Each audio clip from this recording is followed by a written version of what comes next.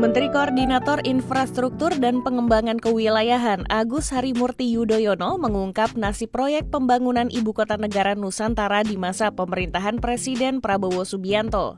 Apakah IKN tetap dilanjutkan atau sebaliknya? Berikut petikan wawancara bisnis dengan AHY. Mudah-mudahan, ya sekali lagi saya hanya bisa mengatakan kita berupaya dalam 4 tahun ke depan, seperti yang beliau sampaikan 4-5 tahun ke depan, ya sudah jadilah pusat pemerintahan itu.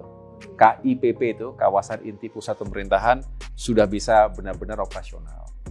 Nah, artinya memang harus dikawal dengan baik. Itulah otorita IKN harus bekerja dengan timeline yang ketat, berkoordinasi. Itu juga nanti akan menjadi wilayah koordinasi kami, Kemenko Infrastruktur, dan ada beberapa masalah lahan juga masih tersisa, saya tahu itu.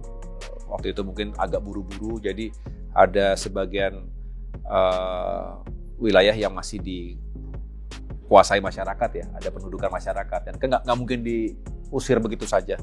Harus ketemu tuh win-win solutionnya seperti apa, agar mereka juga diperlakukan dengan baik dan adil, kira-kira gitu. Tapi sejauh ini saya melihat beliau, Pak Presiden juga masih spiritnya sama untuk menyelesaikan itu dengan baik gitu.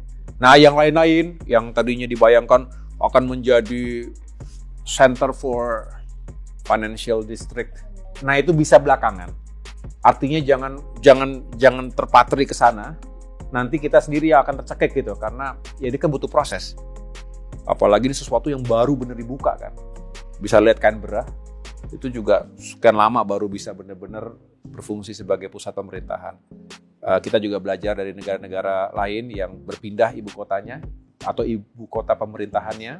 Nah, Malaysia ada Putrajaya, Brasil ada Rio ya, dengan Brasilia ya dulu ya. Kazakhstan itu ada Astana dan lain sebagainya. Jadi ada yang sukses, ada yang tidak begitu sukses. Nah, kita nggak boleh menjadi yang gagal. Kita harus sukses tentu dengan perencanaan yang baik dan semuanya dihitung dengan prudent, kira-kira begitu. Kalau terkait infrastruktur untuk pembangunan manusia ya, secara langsung yang sering saya sampaikan tadi adalah bagaimana infrastruktur ini bisa mendukung meningkatnya mutu pendidikan kita. Jadi sekolah-sekolah kita, baik sekolah dasar, menengah, dan tinggi, itu ya lebih layak. Kalau kita ngelihat Jakarta mungkin secara umum sudah baik. Tapi juga kalau mau lebih teliti lagi, bahkan di Jakarta pun cukup banyak sekolah yang kondisinya tidak baik. Nah, ini yang perlu kita tekankan juga kepada pemerintah daerah untuk mengalokasikan APBD-nya juga untuk perbaikan-perbaikan, revitalisasi sekolah-sekolah. Nah, selebihnya tadi aspek kesehatan. Jadi percuma punya gedung-gedung tinggi kalau masyarakatnya kondisi kesehatannya tidak baik atau rentan. Nah, yang suka atau belum dimengerti banyak oleh kita bahwa urusan stunting misalnya. Stunting itu bukan hanya karena kurang makan. Program makan bergizi bagus sekali. Kalau jalan, kalau ini sukses, ini akan signifikan tadi buat kesehatan masyarakat, tapi juga akan terjadi roda ekonomi daerah untuk pasokan makanan, dapur-dapur dan distribusinya begitu.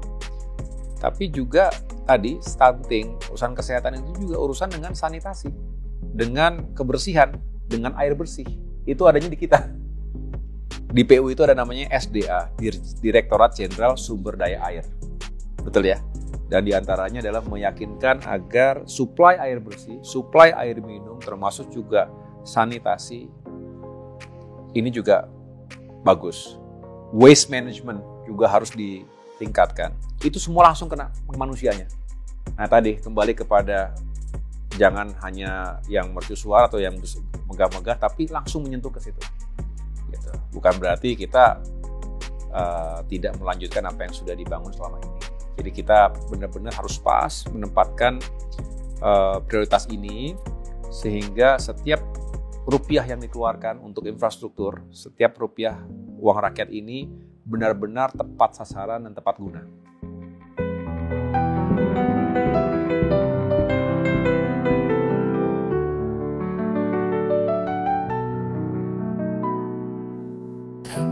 yang sangat indah, gedung-gedung yang megah, simbol marwah negara bernama Ibu Kota Nusantara. Melintas garis khatulistiwa, terbangun istana yang berwibawa. Indonesia semakin jaya, semakin dikenal dunia.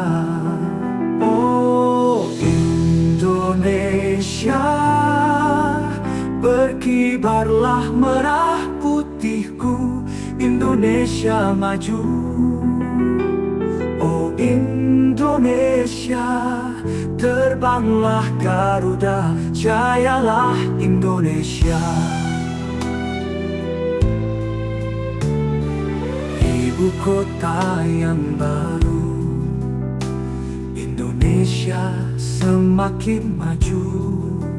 Karya anak bangsa, putra putri terbaik Indonesia.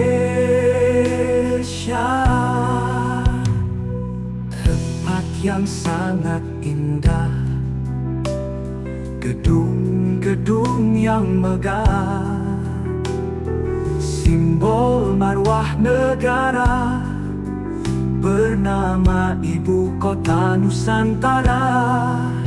Melintas garis khatulistiwa, terbangun istana yang berwibawa. Indonesia semakin jaya, semakin dikenal dunia. Oh Indonesia, berkibarlah merah putihku, Indonesia maju. Oh Indonesia, terbanglah Garuda, jayalah Indonesia.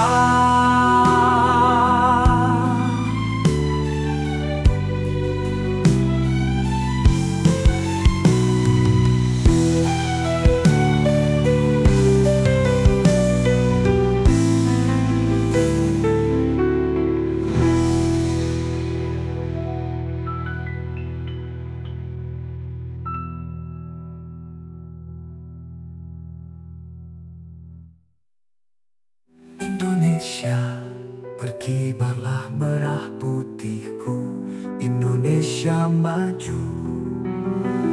Oh Indonesia, terbanglah Garuda, jayalah Indonesia.